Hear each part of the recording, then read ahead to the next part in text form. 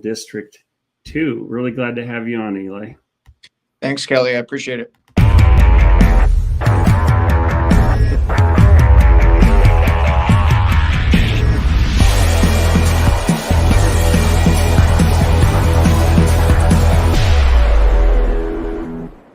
Eli, thanks for coming on today.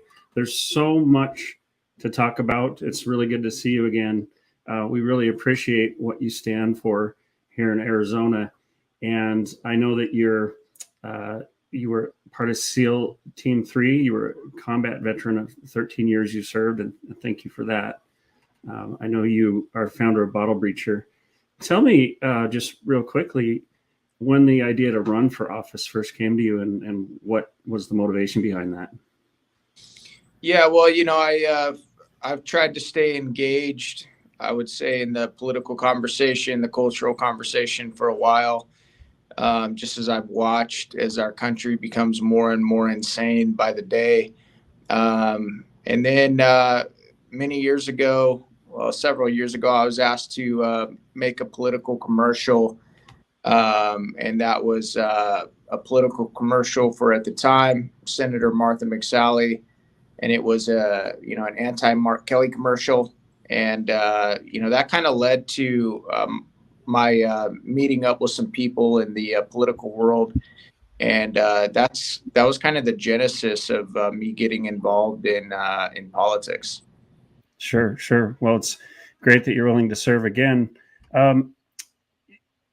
I know there are so many issues that are important to you, important to us here in Arizona. You and I both know Sheriff Mark Lamb. He's a friend, and I have seen him in your video. Tell us about your border policy. Tell us where we are with the border. What is going on here in Arizona for people who may not know? Yeah, well, I mean, you really have, a couple groups of people. You have those of us that I think are actually looking at the situation rationally and, with a little pragmatism. And we see what is coming through that border.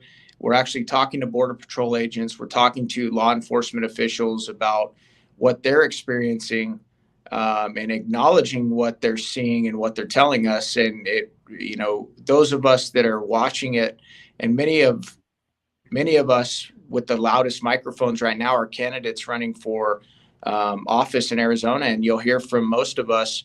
And our information again is coming directly from Border Patrol and law enforcement. It is an invasion at our southern border, and it's not just drugs coming through that border. It's MS-13 gang members. It's human trafficking, child sex trafficking. Members on the terror watch list coming through that southern border, and it's a disaster. And I think that's one of the reasons you haven't seen Joe Biden go down to the border. Even when you see Vice President Kamala Harris, who was put in charge of, the border, even if she, quote unquote, goes down to the border, it's really, it's not an extensive tour. They really don't care about what's going on at our southern border. And it's really a disgrace. And at the end of the day, Kelly, it's a complete dereliction of duty, because everybody knows that our government is supposed to protect American citizens, our sovereignty, and our communities, and they're absolutely not doing that. And so when it comes to policy, you don't have to go back very far in time to, look at policies that were working. I was up in Phoenix today with a group. I believe it was Matt Wolf, who was this in charge of Homeland Security under President Trump, and he was talking about the differences in their policies and what we're seeing now, and how the Biden administration canceled everything that they were doing that was working, from building the wall, ending the Remain in Mexico, ending catch and release, and actually using, some, economic pressure to get the Mexican government to assist us with, keeping people from even getting up to the U.S. border. Because it's not just, some people think it's just, Mexican folks want to come up here for a better life coming through that southern border. When you talk to Border Patrol agents, they'll tell you that they're encountering people from 150 different countries. And so it is a disaster. Wow. Yeah. This current administration doesn't want to do anything about it. And would you call it an invasion? Do you think it's an appropriate word? I absolutely do. I mean, what else would you call thousands of people, not just coming through a week, but every single day? What would you call, just a complete onslaught of fentanyl coming through that southern border every single day? And you'll have enough fentanyl come through that border in a month, enough fentanyl to kill every American in the United States. And where's that fentanyl coming from, Kelly? It's coming from China. It's getting manufactured and, compounded in Mexico. What else are we supposed to call it if we're actually being realistic? Absolutely. You and I are both fathers, and I'm kind of on my second tour of duty. I have two older, but I have kids that are 10, 8, and 7.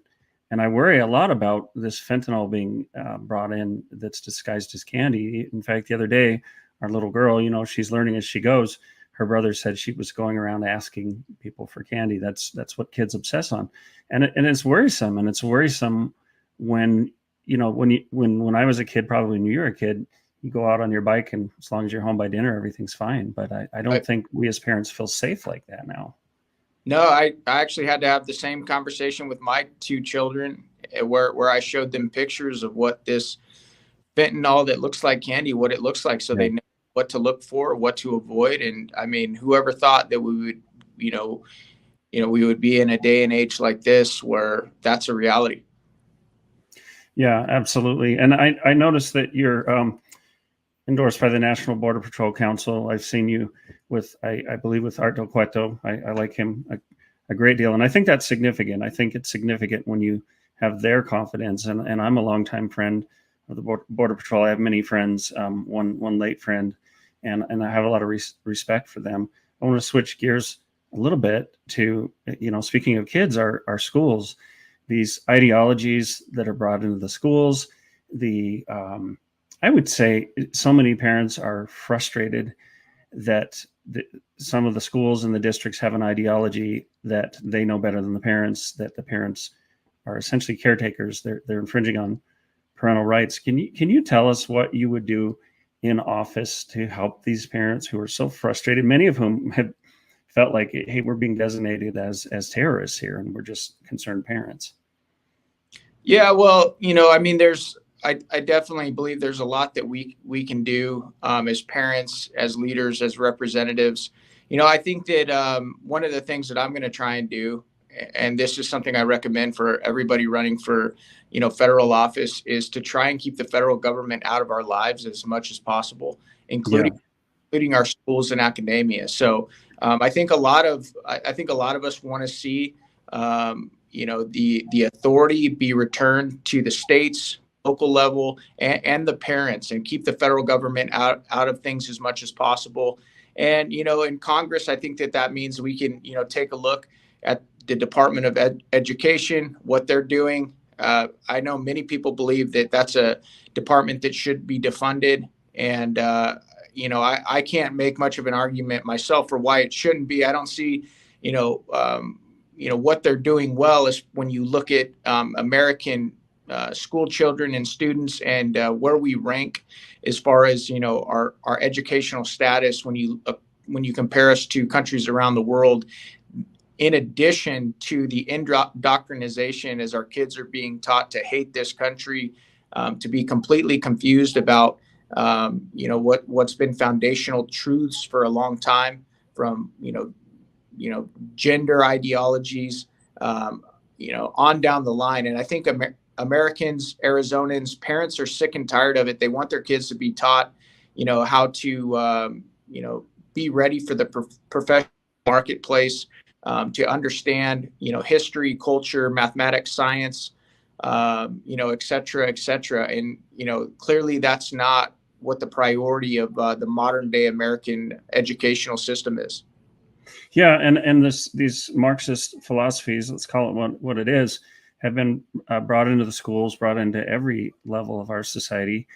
I work for the Epic Times, so I work directly with people who came out of China who recognize these patterns. I've talked to so many people who've come from communist countries, Venezuela, a socialist country, and they've said, look, it looked very much like this. Do you feel like our country is in danger right now? Kelly, I wouldn't be running for office if I didn't feel like it was. I had no desire to ever run for office. The first time somebody called me a politician, even though I'm not yet a politician, I'm a candidate. It cut me pretty deep. But I would never be running for this office if I didn't feel like our country was in trouble.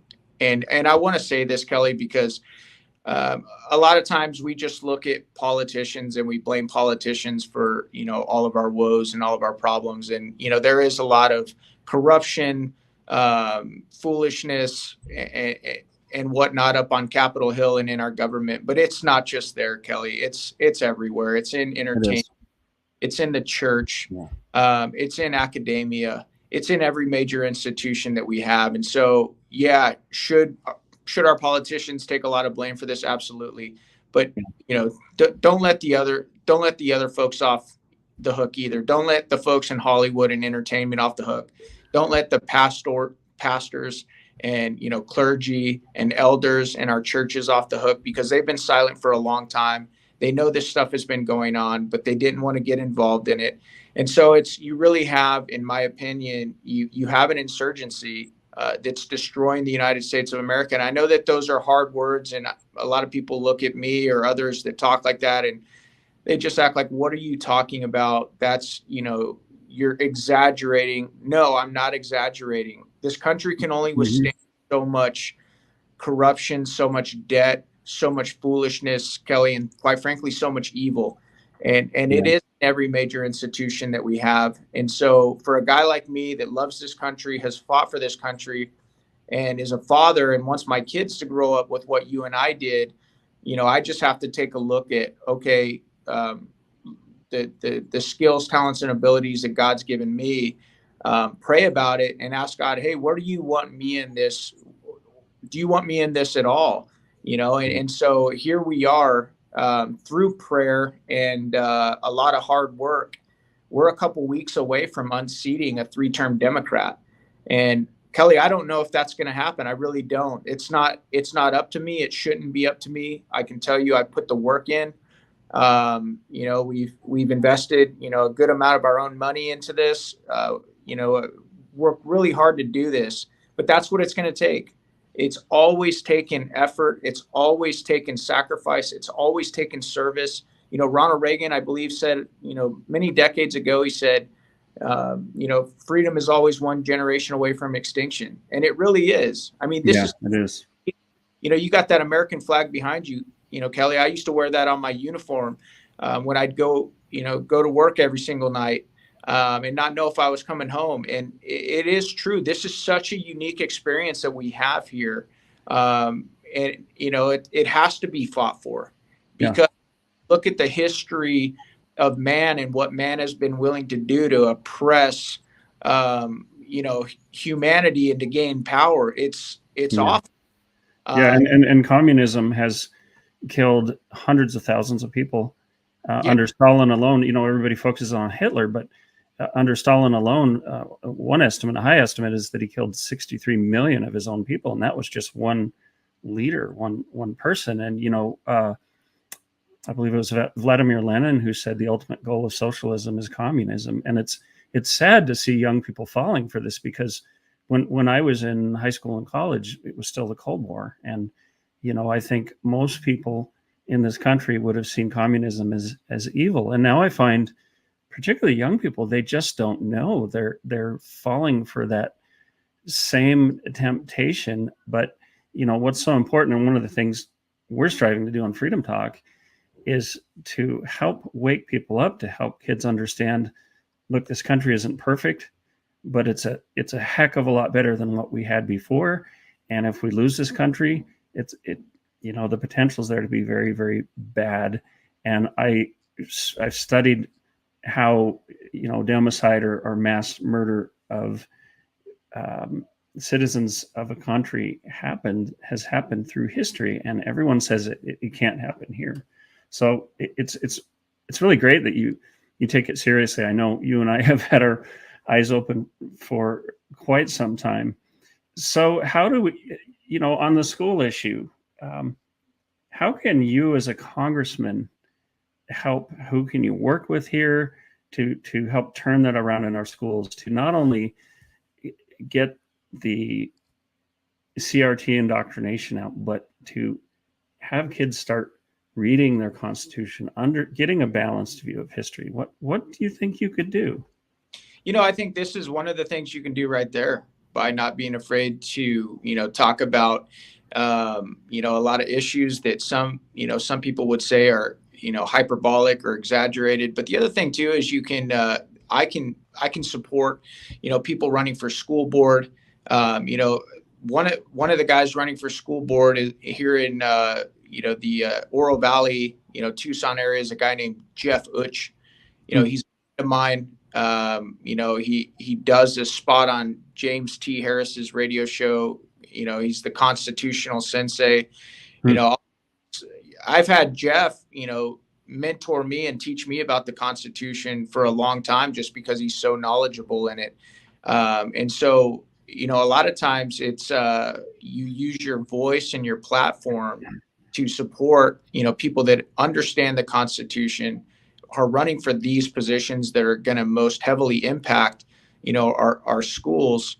And, it's not, as somebody who might one day be a federal legislator, it's not always about, your vote in Congress. Sometimes you're using influence to help others that are going to be running for positions that are going to have a lot more influence and oversight in academia and in, the local educational communities.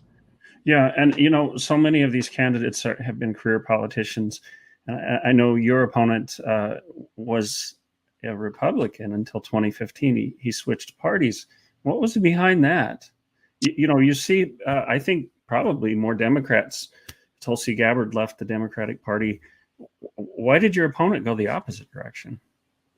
Well, I haven't heard this directly from him, so I'll preface this comment with, that disclosure there. But I have talked to people that have heard him say that he had to run as a Democrat to win. So, and I know that there's people around the country that feel that way.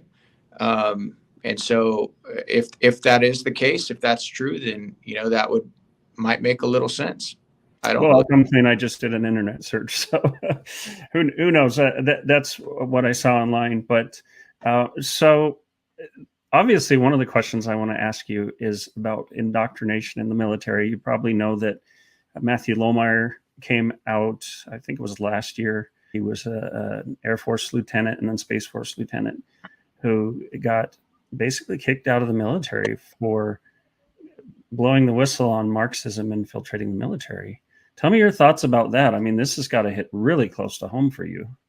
Yeah, it does. To me, it's completely disgusting. I believe it. I started to see, small bits of it before I left back in about 2014. And like I said a second ago, Kelly, it's not just in Congress. It's not just in the Senate. It's not just in the White House. This cancer, this ideological cancer that's destroying this country is in every major institution that we have. It's in the FBI. It's in law enforcement. It's in academia. It's definitely now in the military. And it's wild, Kelly, because I think that as conservatives, we recognized it, decades ago that, oh yeah, it's in academia. There might be a little bit of it in the media, but I think many of us foolishly thought that there were, groups and institutions that, would never be penetrated by these radical ideologies. For instance, we never thought that, they would come after our kids. Really, we thought that they would indoctrinate our kids if we sent them to college, and that was just fair game. But if ever come after our elementary kids, they would never, send drag queens, to the library. And certainly the military would remain off limits because we needed that to, protect us from so many different things. But you're seeing that there's nothing off limits. And that's what these radical ideologies do. They work like a cancer, and sooner or later they devour the entire body. And I'm afraid, that's where we're at. And it's going to take a Herculean effort by all of us, not just those of us running for Congress or Senate or governor. Those are very big positions. But I tell people all the time, I'm a big fan of the War Room with Steve Bannon talks about action, action, action. It's going to take mama bears waking up and going to school board meetings and running for school board, and people, going and becoming PC committee members, people getting involved. And Papa Bears. I mean, guys, get off your butts and get involved, Oh, you're right. And I'm glad you said it, Kelly, because as I've been campaigning the last year plus, I've come in contact with way more women on the campaign trail than guys. And I think that masculinity has been under assault in this country for decades. And I think it's absolutely. Yeah, absolutely. One of the reasons that guys are checked out. They don't engage anymore. They don't want to, be called out for their toxic masculinity because they're fighting for, what they believe in. And they've been told for a long time to just shut up and sit down, and nobody cares what they have to say.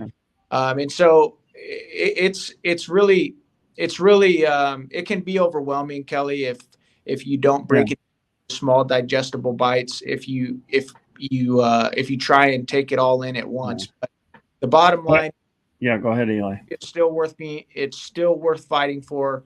Our kids deserve what we grew up with, and future generations do as well. And it's going to be a fight. 100%. Yeah, it is. And I like to say, Eli, that there's a war on men, but we're men, so we can handle it.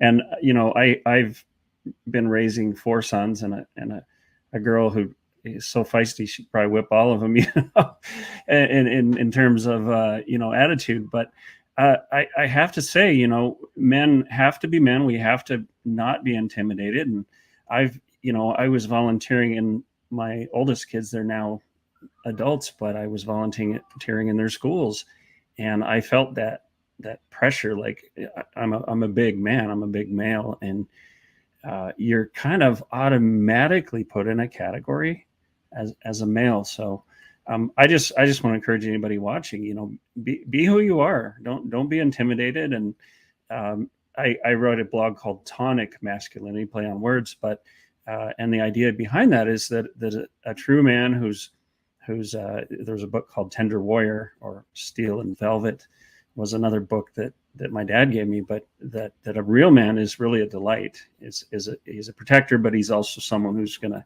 hug and kiss his kids. I understand you're pro-life and pro-Second Amendment. That's no surprise. What do you think about the ban on abortions in Arizona? Well, I was pretty glad to see it go back to the states. I was pretty glad to see Roe overturned. I know a lot of people were, and I think that's a good place for it to come back to the states, and let the states decide what they want. But when it comes to abortion itself, it's one of these things where I think it's imperative. We were just talking about masculinity and people stepping up and being a voice for those that don't have a voice, and protecting those that can't protect themselves. And I know it's a very polarizing issue, but that's when you need, in my opinion, if you can't stick up for the most vulnerable, class that we have in this culture, you just need to get out of the way, because they deserve to be protected, and they deserve to have a voice for those of us that do have a voice and are willing to stick up for them. Mm-hmm. Yeah. And I talked to somebody just yesterday. He's a professional.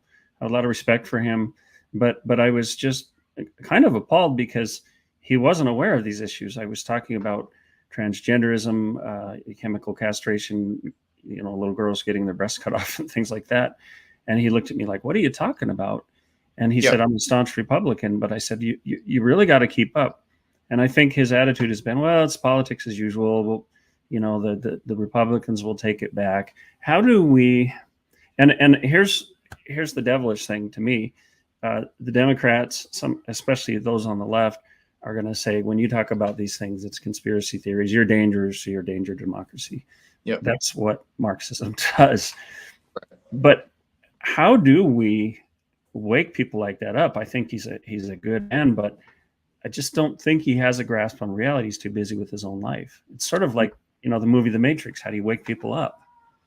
Yeah, I think that when you think about our culture, right? One of the things that we're taught from the time that we're knee high is that you don't talk about what politics or religion at the dinner table, and Mm-hmm. often that extends into just life in general. We don't talk about it, and because we don't talk about it, you wind up having conversation with good people who love the country, love their family, love our way of life. I'm sure he loves capitalism. It sounds like he's a business owner, but because he doesn't talk about it, and because others don't talk about it with him, and because we're so complacent as Americans, because we've lived under the umbrella of so much freedom and opportunity and prosperity, for a very, very, very long time, we just take it for granted, and we think it's always going to be this way. Yeah. We'll open a history book, because it is so. I talked about the uniqueness of this experiment, the United States of America. Most superpowers implode from within. Most of them, if they're not conquered from an external force, they destroy themselves from within, and that's what's going on here. I happen to be a man of faith. I believe when you turn your back on God, I believe whether you do it in your personal life or whether you do it as a country or a community, it's just a matter of time. And I've seen this country turn its back on God, for decades now. And it starts with, a lot of different things. It's death by 1,000 cuts. We take prayer out of school, and this little thing here, this little thing there. And before you know it, we're arguing about whether men can have babies or not. And what man? Yeah. And that's where I'm really disappointed in a lot of churches, because Me too. Instead of being a light and transforming the world, they're becoming like the world. And you see drag queens going in and going up to the pulpit, and just values where, look, we're taught not to condemn anyone, not to judge anyone, but we can certainly condemn ideologies. We can call evil and good. Churches, man, if they're going that direction, and my wife and I met at a church that was full on social justice. We didn't even really know what was going on at the time. One thing I see that I'm encouraged by is more and more people are meeting together in small groups in homes. And I think that the lockdowns really woke a lot of people up to what was going on there too. And also it's been like a sorting, because there were churches that said, we're not doing that. Like, our commitment to, where 2 or 3 are gathered together is stronger than some random mandate. So right. We've got a lot of healing to do. A lot of this, I agree with you. A lot of this is spiritual, and as a nation, we need to get back to our roots, those Judeo-Christian roots. Let me ask you, what kind of hope do you hold out for this country? Do you think we're going to come out of this? Where does this go? I think it's definitely possible that we come out of it. I do have hope, or I wouldn't be running. One of the things that gives me the most hope, Kelly, is, I've been campaigning, like I said, now for over a year, not just in Arizona. I've done trips in several other states. I've gone to DC a couple times, and I've met a lot of the other candidates around the country, and I'm just really impressed with the quality of people I see, people that never wanted to be politicians, even a lot of guys that, came out of the military like I did, who never wanted to be in politics. And, that definitely gives me hope. But one of the other things that gives me hope is that as I watch, the numbers fall on, how many people are consuming mainstream media because they don't trust it anymore, and they're looking for alternate sources.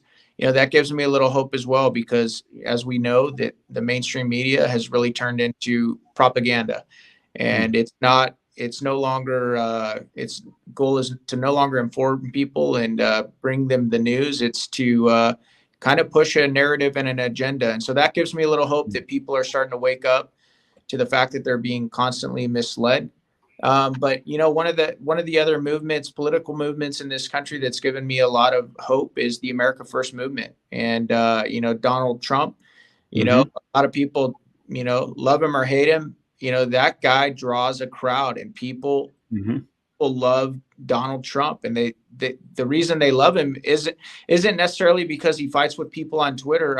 I know a lot of people, you know, do without that, but what they love about him is they feel like he's the first leader that we've seen that actually did what he said he was going to do. And you know, I've been to several Trump rallies now, and I can tell you I've never been to anything like it. Never been to no doubt. Yep. As a political event, and because people are just drawn to him and his campaign and his administration and his agenda, because they feel like, oh my God, somebody's finally putting us first. Somebody putting us first. And I'm gonna come clean, because I had to wake up, and you know, I was going through some things, trying to run a business. I would just look at my news apps. I had this respect for journalism, but I didn't realize how far it had degraded.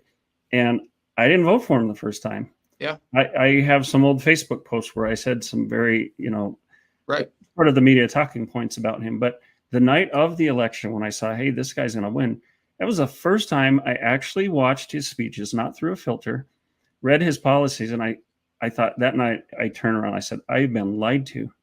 And I didn't like him before he ran for president. His personality, you know, some of the brashness was very different from mine. But I have to say, I saw the job the guy did. I saw his heart for the people, and he's proven himself to me. I missed meeting him by that one time, and hopefully I still can. Donald Trump, come, I want to meet you. But I have respect for you for many reasons, and one of them, not the least of which, is that you are running for office. You know me. You know some of the things we've faced in our own community with political persecution and things. You know, we've gotten a lot of pushback, a lot of you know, nasty things said about us, threats, that kind of thing. And I'm sure that comes your way. So I have a ton of respect for you jumping in this arena. It's crazy these days, and I think you certainly earned your opportunity to meet Donald Trump. I'm really glad that he's endorsed you. I want to move on to something in a minute, but first I want to say people can go to your website at elifораrizona.com. Everybody vote for Eli Crane. We definitely endorse him, and just such respect. He's a down-to-earth guy. He's a family man. Eli, thanks so much, and we'll look forward to following you all the way through this campaign. Thanks, brother. I appreciate it, Kelly. Absolutely.